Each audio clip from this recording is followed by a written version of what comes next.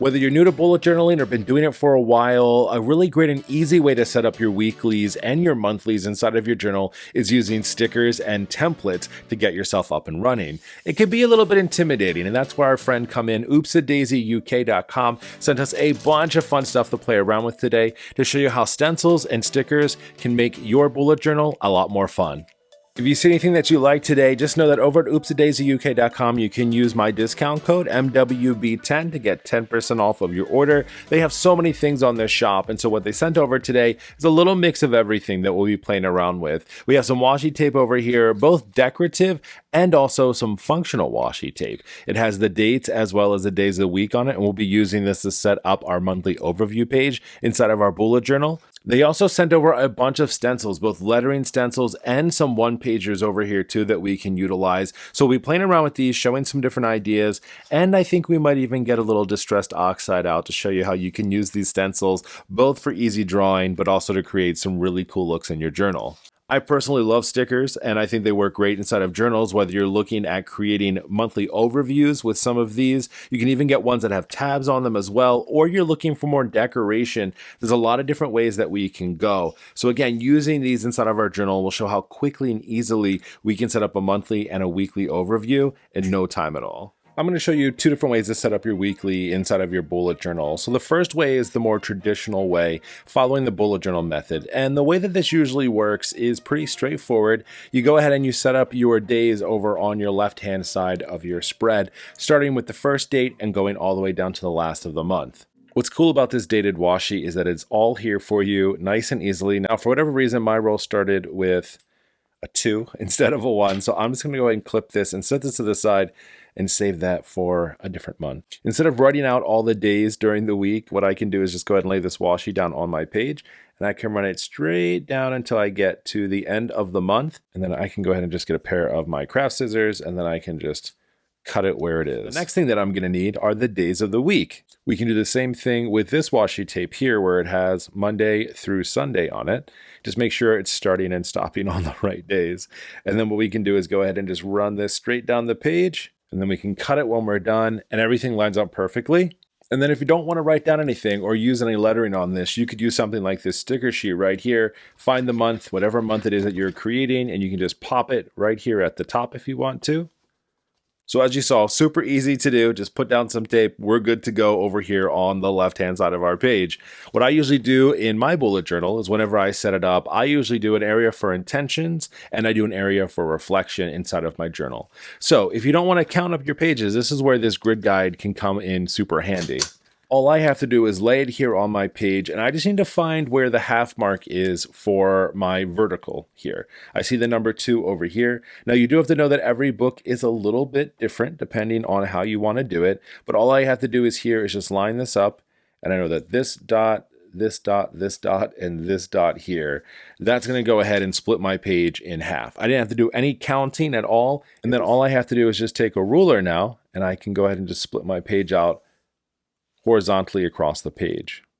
All I have to do is title my intentions and my reflections area of my page, and then honestly I'm good to go with a very minimalist, just kind of following the bullet journal method here for a monthly overview. But let's say we wanted to do something a little bit more fun and creative. You can use something like this stencil to easily set up a calendar for yourself, and then use some stickers for the days of the week and get a whole calendar page set up in no time. You don't have to count anything whatsoever because we're not even worried about the dot grids right now. We're just going to use this stencil here to give us all of the days of the week that we need. This stencil here has 4 squares across and 5 going down the page. And most of the time when I set up a calendar, whether I need them all or not, I'm setting up 5 weeks anyway. It just always works out that you're going to need that extra week or something like that. Looks funny. So what I'm going to do is I'm going to use this stencil. I'm actually going to fill out all of the squares over on the right hand side. This one has 4 across and 5 going down the page. You usually need about 5 weeks in a calendar or something like that. Doesn't have to take a whole lot of math, and it makes it really easy, and you can just fill in the other spots if you need to. Then over on the right hand side of the page, I'm only going to fill in 3 of those squares across because that'll create the 7 days during the week that I need. If you really want to secure your stencil onto the page, you can use some washi tape to do that. It just gives you a little bit of extra security so you don't cramp up your hand trying to hold down your stencil and not move it at all. Once we have our calendar set up here, you can take this on a few different ways. I think one of my favorite things to do is just to use stickers for the days of the week. This allows you to create a custom layout if you want. Some people like to start their weeks on a Monday.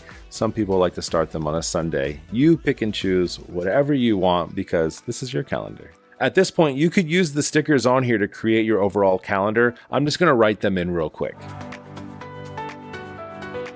So as I mentioned before, I love stencils for letters. I think it's a really great and easy way to get the look that you're going for without the struggle or the stress of creating it yourself. So let's go ahead and write out October. This is just a sample sheet here to show you what this looks like. So I'll take the uppercase letters and we're just going to draw them across here for the full lettering. I love that everything is outlined. It's so easy to do. And then we'll go ahead and add in the inner shape too. I think it's really cool that Oopsie Daisy adds this because honestly, a lot of the times you're not finding this on other stencil sheets. So I've gone ahead and I've added it to the top of our page here. We can also use a stencil over on the right hand side and create a little task space for ourselves. So I'll use this stencil here that has these squares already in it, and they actually perfectly line up to the 5mm dot grid that we have. I'll go ahead and letter again right on here for task.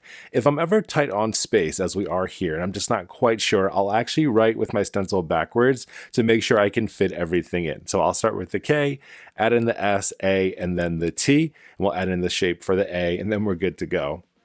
Now that we have all of this done, this is a great time to go ahead and add the extra decoration to your page. I always like doing this because I know I need the space to be functional, but now I can go ahead and add some of that creativity on top. So we'll add this Believe in Yourself sticker here across the top on the right hand page. We also have 4 daisies on the page, and we just happen to have 4 squares left over at the bottom of our calendar for this month too. So I'll go ahead and peel each of these off and put those in those spaces. Now you've seen 2 different options for a more minimalistic, straightforward monthly, and then something a little bit more fun and creative. So let's go ahead and do the same thing, but with the weekly spread. The weekly spread is one of my favorite spreads in my bullet journal collection pages because I use it all the time and I find it to be so helpful. So we're going to be using one of these stencils from Oopsie Daisy. What's so cool about this weekly stencil is that it perfectly lines up with the 5mm grid. So all we have to do is find the exact spot that we want to put this. Just spend an extra second to make sure everything lines up okay. And then once we do, all we have to do is trace on each one of these. And this is going to give us 7 days over here on the left-hand side. It'll give us a header area over here for notes. And on the other side, it has 2 sections. So in this case, I'm going to go ahead and set up a weekly task view for home and then a weekly task view for work. This took under a minute to create and I'm already set and ready to go for my weekly spread. You cannot beat that. If you want to make it even easier for yourself, similar to what we did on the other page, just use your stickers for each of the days of the week. That way you don't have to worry about your handwriting or using any extra stencils. This just makes it so nice and easy. And just because we're using stickers now doesn't mean that we have to use them all over the page. In fact, this is the only spot we're going to be using stickers on this page. The rest we're going to write in. We'll add a quick header for our notes for the week, an area for our home tasks, and an area for our work tasks. And then in this case, what I would do is just use the rest of this for daily logging. Let's go ahead and get a little bit more creative. Before I ever start getting creative inside of my bullet journal weeklies, I like to have a plan to start with and then get creative from there. So what I'm going to do is create a vertical weekly overview. So a little bit different than what we just did before with those stencils. We're going to do Monday through Friday, and then I'm going to leave a big, huge section over here on the right-hand side to jot down tasks. Over on the left, we're going to create a space for the notes, and then we're going to do something different with this space over here. I'm not quite sure just yet. Maybe a quote, maybe some stickers. We'll figure it out when we get there. The other cool thing I want to add onto the page is definitely using this hexagon or the beehive stencil that we have, and I'm going to mix that with Distressed Oxide. Distressed Oxide, if you haven't used it before, is an amazing medium. It's a water-based ink pigment, and you can actually use these brushes with stencils and brush it onto the page. And what's cool is that it dries right on your page. You can write over it. You can do whatever you want. It doesn't smear. It doesn't streak. It's amazing. And because it's water-based, you can just wipe it off of your stencil. We have a lot of fun with that. Before we do that, we have to get our spacing right on our page. So the first thing that I'm going to do is just set up a general outline of the spaces I'm going to use, and I'm going to use the A5 Journal Grid Guide here to do that. So as I mentioned, we're going to need 3 vertical columns going down this page. So I can use the 3 grid here and mark it right over top of these areas, just drawing a little bit of a dot or a dash right inside of that line. And I can do the same thing over here on this other side because it's going to just mimic what's happening on the left. Even though this right side is going to be longer and go all the way down the page, these are not, because we need space for those notes in the other section that we're going to have here. So what I'm going to do is just come down a number of spaces here. You can choose how big or how little you want them to be for your overview. And I'm just going to use that same stencil again, marking out those spaces. And then what I can do afterwards is use my ruler and connect the dots. For this note section down here, I'm going to go ahead and just pencil in a rectangle real quick. I'm a very visual person, so having that on there is helpful. I don't mind going over it again with a marker later. Now that I have this on here, I'm going to go ahead and take this little tape sticker that we have here, and I'm actually going to go ahead and place that right in the center of my page here. I'm doing this now because I don't want to have a thick dark black line and marker under it later. I don't mind a pencil mark, but we're going to go ahead and draw a box around this, and it's going to look like it's going to be held on by this sticker. It's kind of cool. The next thing I'm going to do is use the stencil down here in the bottom right hand corner with my distressed oxide. I actually have a video that shows you exactly how to use distressed oxide inside of your bullet journal. I'll link that down in the descriptions for you below if you want to check that out. But what we really need are just going to be brushes, because each of these colors are a bit different. You can mix these colors if you want to. I personally just don't like to do that, so I'm not going to. I'm going to use the bigger brush over top of the yellow because I want to get more of it on there. And then I'm going to add just a few little bits of the orange around to give it a little bit of dimension. Washi tape is great for decoration, but it's also fantastic to hold things in place on your page because it's not sticky and it comes back up and it's repositionable. You can use it for something like holding a stencil on your page as you use your distressed oxide.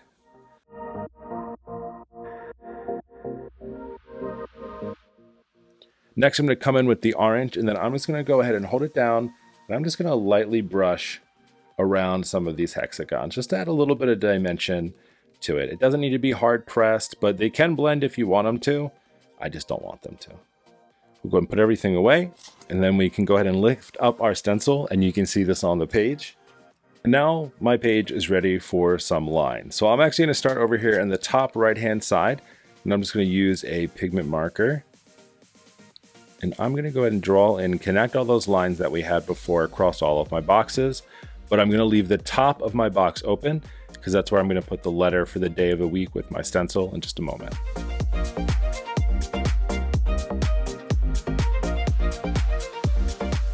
Instead of outlining this with pencil or pen for the days of the week, I'm actually just going to start with one of my mild liners here and add to the page.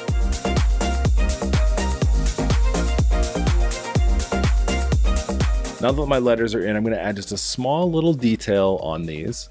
Because it's such a bright color, I'm just going to add the slightest little line on the right-hand side of my letters. It almost kind of gives it a little bit of a shadow effect.